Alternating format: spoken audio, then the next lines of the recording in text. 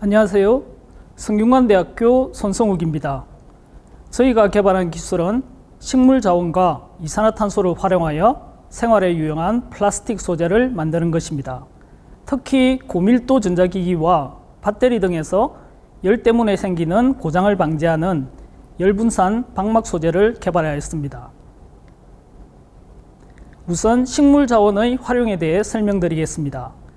식물자원은 석유자원과 달리 태양과 적절한 기후가 유지된다면 재생 가능한 특징을 가지고 있습니다. 식물의 대부분을 차지하는 세포벽의 주요 구성 성분은 셀룰로스이며 셀룰로스는 당들이 이어진 구조를 가지고 있습니다. 이러한 셀룰로스로부터 산처리를 통해 클로로메틸퓨르퓨랄, CMP라는 산업 원료를 추출할 수 있습니다. CMP의 물첨가 반응을 통해 하이드록시 메틸퓨르퓨랄 HMF라는 원료를 얻을 수 있고, HMF를 선택적으로 수소화 반응을 하면 퓨란다이올이라는 물질을 얻을 수 있습니다. 소개해드리는 핵심 기술 중 하나는 다양한 고분자 합성에 사용할 수 있는 퓨란다이올 생산 연속 공정입니다. 특히 고가금속이 들어가지 않으며 용매 없이 고체상으로 합성한 고선택성 카퍼 알루미늄 옥사이드 촉매를 확보하고 있습니다. 이제 퓨란다이올에서 나아가 두 개의 에폭시 그룹을 도입하고 이산화탄소 고정화를 통해 퓨란다이카보네이트를 제조합니다. 특히 핵심 기술인 이산화탄소 고정화를 100도 이하 저온에서 할 수 있는 무독성 친환경 철 촉매 기술을 확보하고 있습니다. 나아가 퓨란다이카보네이트를 아미노알코올과 반응을 통해 다양한 고분자를 만들 수 있는 폴리올을 합성하였습니다. 이제 다이올, 폴리올을 이용하여 유용한 고분자인 폴리우레탄을 만듭니다. 폴리우레탄은 다이올과 다이아이소시아나이드와의 반응을 통해 카바메이트 결합 형성을 통해 합성됩니다. 이때 폴리올을 활용하게 되면 네트워크 구조의 폴리우레탄을 합성할 수 있습니다. 폴리우레탄은 크게 세 가지 물질, 폴리올, 다이올, 다이아이소시아나이드 조합을 통해 다양한 구성 성분으로 합성됩니다. 이때 폴리올은 열적 물성을 조절하며 다이올은 필러 분산 제어, 다이아이소시아나이드는 고분자의 강도 및 유연성을 조절합니다. 폴리우레탄은 다음과 같은 액상 반응을 통하거나 볼밀링, 가열 압착의 고체상 방법을 통하여 필름 형태로 제작할 수 있습니다. 이제 폴리우레탄의 열분산 기능을 할 수 있는 카본 나노튜브, 금속 분말을 복합하여 열분산 방막 소재를 제조합니다. 이러한 열분산 방막 소재는 전자부품에 스티커 형태로 부착하여 열에 의해 고장이 방지되는 고부가가치 소재입니다. 앞서 설명한 기술을 요약하자면 사탕수수대로부터 유래한 산업원료로 퓨란다이올을 생산하며 이산화탄소 고정화를 통해 퓨란카보네이트 및 카바메이트 폴리머 플랫폼을 생산하며 이를 이용해 폴리우레탄을 생산하고 열전도체의 복합화를 통해 열분산 방막 소재를 개발하였습니다. 열분산 방막 소재의 열분산 성능은 열전도도로 측정하며 단위는 와트 퍼 미터 켈빈입니다. 본 기술에서 얻어진 열분산 방막 소재의 첫 번째 특징은 열전도도 성능이 10W per 미터 켈빈을 능가한다는 것입니다. 참고로 상용화되어 있는 열분산 방막 소재는 4W per 미터 켈빈 수준의 열전도도를 가집니다. 두 번째 중요한 특징으로서 본 기술에서 개발한 열분산 방막 소재는 비트리머, 즉 자가치유 특성을 가집니다. 우리가 잘 아는 유리는 흠집이 날 경우 열 처리를 통해 재생할 수 있습니다. 이러한 특성을 유기 고분자도 가질 수 있으며 이러한 고분자를 비트리머라고 부릅니다.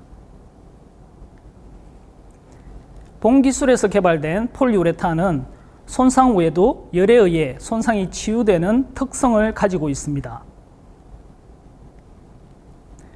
열분산 방막 소재의 열분산 기능성 발휘에서 빈 공간들은 큰 문제가 될 수 있습니다. 고분자 소재의 자가치유 특성은 빈 공간들을 메꿔주는 효과가 있어 열분산 방막 소재의 안정적 기능성 발휘에 도움이 됩니다. 또한 현재 상용화되어 있는 실리콘 기반의 열분산 방막 소재가 시간에 따른 내구성 문제를 가지는 데 비하여 폴리우레탄 소재는 탁월한 내구성을 가지게 됩니다. 전자소자의 고장 유발 요소 중 54%는 열 발생에 의한 것이다 라고 알려져 있습니다. 기술 적용 및 응용 분야에 대해 말씀드리면 본기술에서 개발된 열분산 방막 소재는 고밀도 전자회로 및 배터리에 적용될 수 있겠습니다. 또한 열 발생이 문제가 되는 다양한 전자제품에 활용될 수 있습니다. 본기술에서 개발된 폴리우레탄은 식물 및 이산화탄소에서 유래한 그린탄소 함량이 25에서 30 웨이퍼센트로 본기술은 온실가스 감축에 도움이 됩니다. 폴리우레탄 국제시장 규모가 연간 2천만 톤임을 감안할 때 10%의 기존 폴리우레탄을 대체를 가정하면 연간 198만 톤의 온실가스 감축 효과를 가질 수 있습니다. 현재 TIM 소재 국제시장 규모는 124억 달러로 빠른 속도로 성장 중입니다. 폴리우레탄 기반 TIM 방막 소재는 킬로그램당 5,000달러 정도 됩니다. 본기술에서는 킬로그램당 1,000에서 1,500달러의 가격을 목표로 하고 있습니다.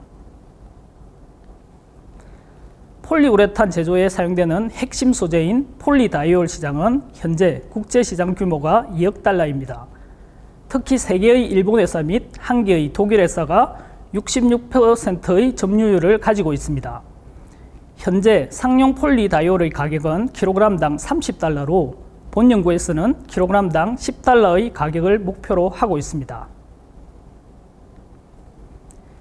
본기술에서 확보한 3가지의 핵심 지적재산권은 우선 친환경 폴리우레탄 합성에 대한 것과 이산화탄소 고정화용 다기능 철 촉매 기술에 대한 것과 식물로부터 퓨란 다이올 생산하는 데 핵심 소재인 카퍼 알루미늄 옥사이드 촉매 기술에 대한 특허가 있습니다.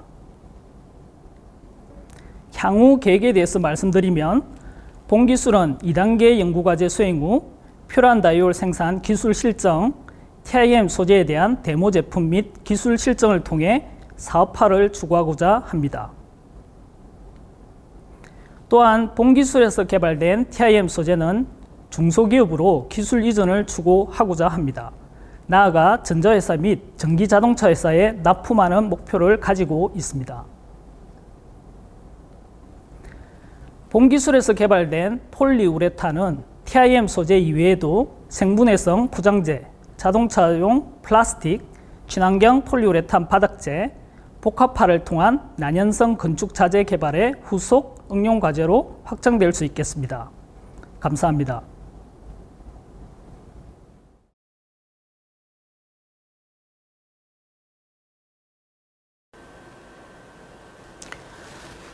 기술 설명 영상 잘 보셨나요? 우선 사전 질문부터 답변을 드리도록 하겠습니다. 사전 질문 첫 번째 질문은 식물 자원을 이용하려 하는 이유에 대해서 궁금하다, 이런 질문이었는데요. 여기에 대해서 답변을 드리면 식물 자원은 말 그대로 재생 가능한 자원이다, 그렇게 이야기를 하고 있습니다. 보통 그 산업에서 물질을 만들 때 원료는 대부분 석유에서 이렇게 기반을 하게 되는데요. 석유는 아시다시피 합성이 되는데 오랜 기간이 걸리고 고갈 자원인 그런 특징을 가지고 있습니다. 거기에 비해서 식물 자원은 이 세상에 많이 존재하고 있고 태양과 적절한 기후가 유지되면 계속 재생해서 반복적으로 생산할 수 있는 그런 특징을 가지고 있습니다. 그래서 앞으로 화학 산업 분야에서도 기존의 그 고갈 자원인 석유 자원에서 벗어나서 재생 가능한 식물을 이용한 그런 산업을 하는 그런 흐름으로 가고 있습니다. 본 기술도 그런 측면에서 식물 자원을 활용해서 일상생활에 유용한 플라스틱을 제조하는 기술에 해당한다고 할 수 있겠습니다. 다음 질문에 대해서 말씀을 드리겠습니다. 다음 질문은 식물 자원으로부터 클로로메틸 퓨르퓨랄 CMP, 그 다음에 하이드록시 메틸 퓨르퓨랄 HMF, 그 다음에 고분자를 만들 수 있는 퓨란 다이올을 생산하는 과정을 좀 더 자세히 설명을 해주세요. 이런 질문인데요.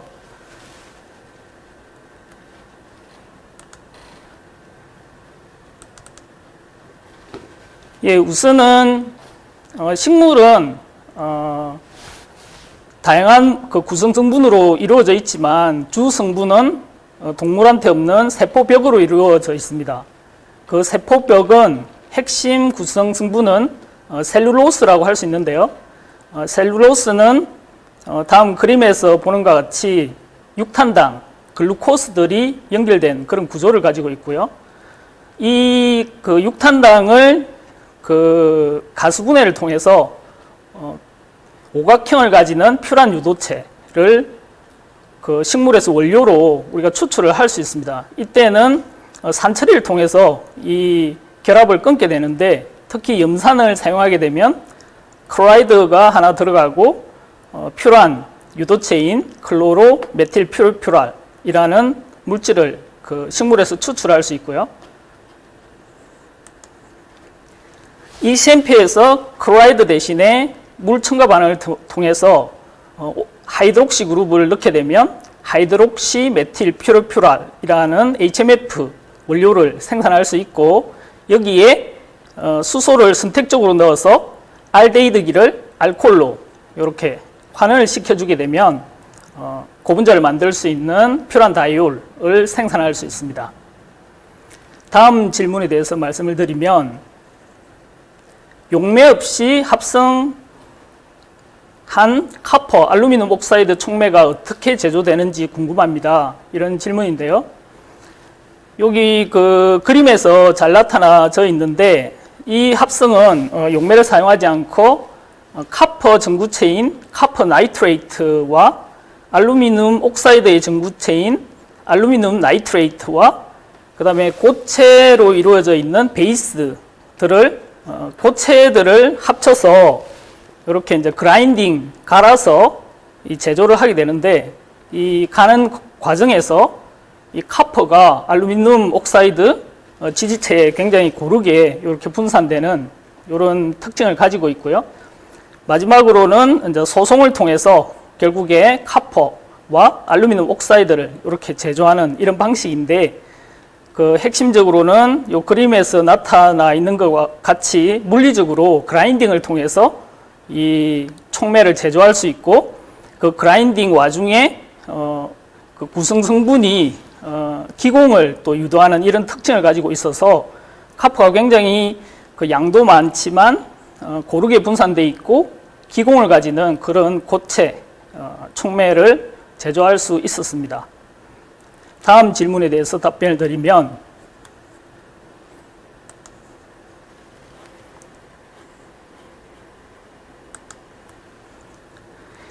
다음 질문은 이산화탄소를 저온에서 고정화할 수 있는 철촉매가 어떤 특성으로 활성이 좋은지 자세히 원리에 대해서 설명을 하는 그런 질문인데요. 우선 철은 값싼 금속으로 루이스 애시드 작용으로 CO2를 포집할 수 있는 에폭사이드 그룹의 산소의 루이스 애시딕 작용으로 에폭사이드를 활성화하는 그런 기능을 기본적으로 하고 있는데, 이것뿐만 아니라 에폭사이드를 활성화하기 위해서는 뉴클레오파일인 할라이드가 필요한데, 이 철촉매는 아이언과 할라이드를 가지고 있고요. 이것뿐만 아니라 리간드가 이제 에폭사이드를 철촉매로 철로 이렇게 유도하는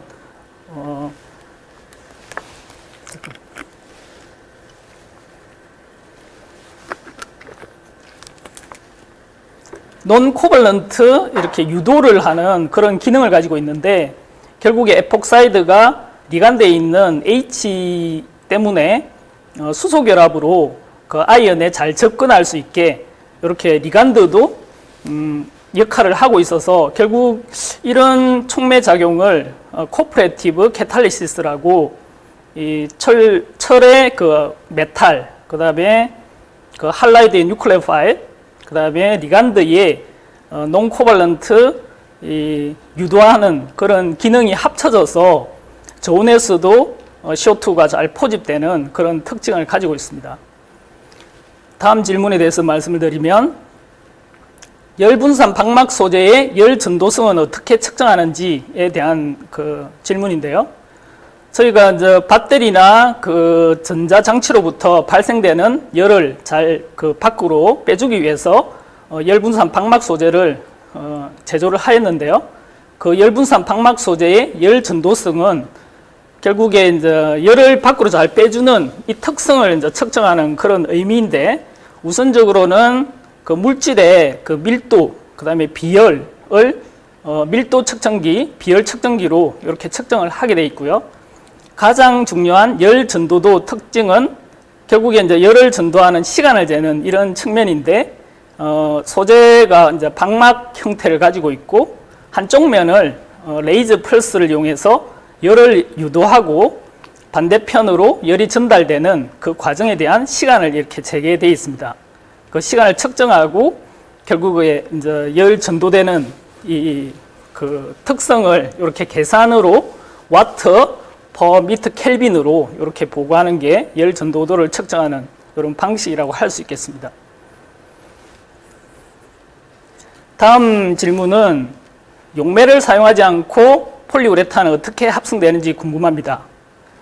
기본적으로 폴리우레탄은 뭐 다양한 방식으로 합성을 할 수 있지만 저희가 채택한 방식은 다이아이소시아나이드 그 NCO기를 가지고요.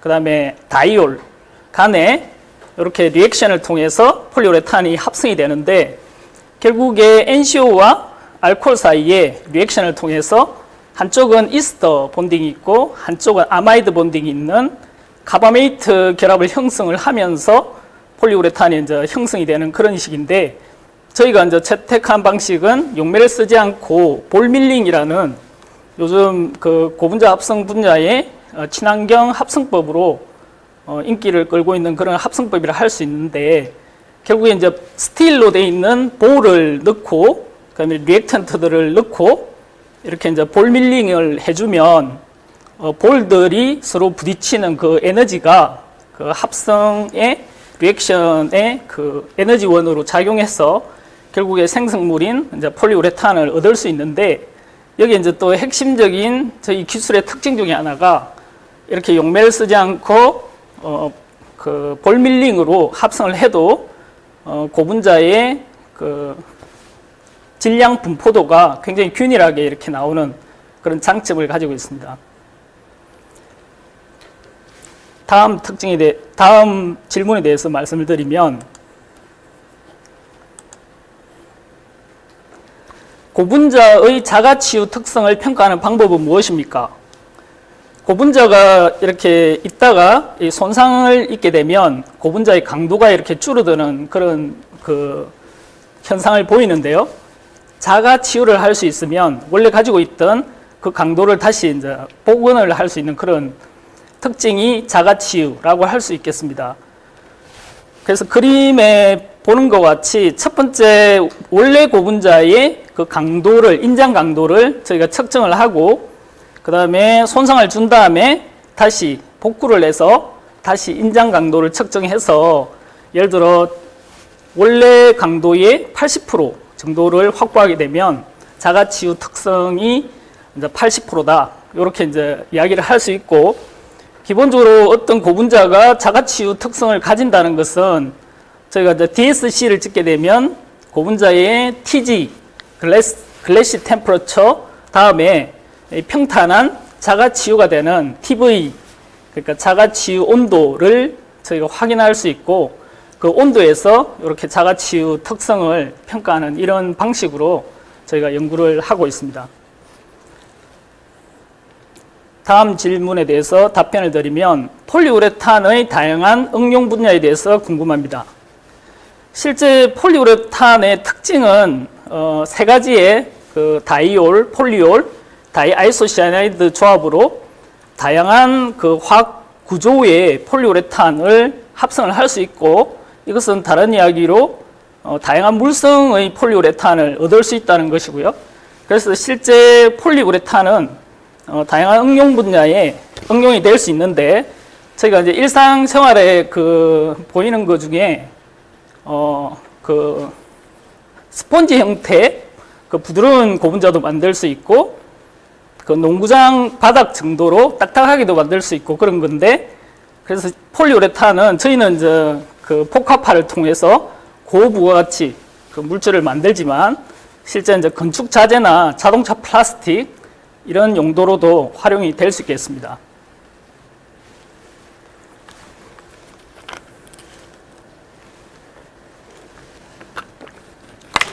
네, 추가 질문에 대해서 답변을 드리면, 네, 철촉매 제조 비용의 경제적인 철촉매 제조가 비용 측면에서 경제성 있는 기술이라고 판단하는지에 대한 질문인데요. 예, 철촉매는 사실 철이라는 것은 지구에서 가장 숫자로 많은 엘리먼트이고요. 가격이 굉장히 싼 그런 특징을 가지고 있고, 그다음에 인간에게도 이제 독성이 없는 그런 측면을 가지고 있는데, 금속 중에는 철촉매를 이용하는 이 방식이 가장 경제성 있는 방법이고요. 저희도 리간드에 들어가는 그런 시약들도 값싼 시약을 사용하기 때문에 저희가 개발한 철촉매는 비용 면에서 상당히 이제 이점을 가지고 있고요. 목표 제조 원가를 달성하기 위한 핵심 기술은, 저희가 아무래도 석유에 대해서 이제 비교를 하고 식물을 이용하기 때문에 식물 자원의 단가가 핵심 이슈라 할 수 있겠습니다.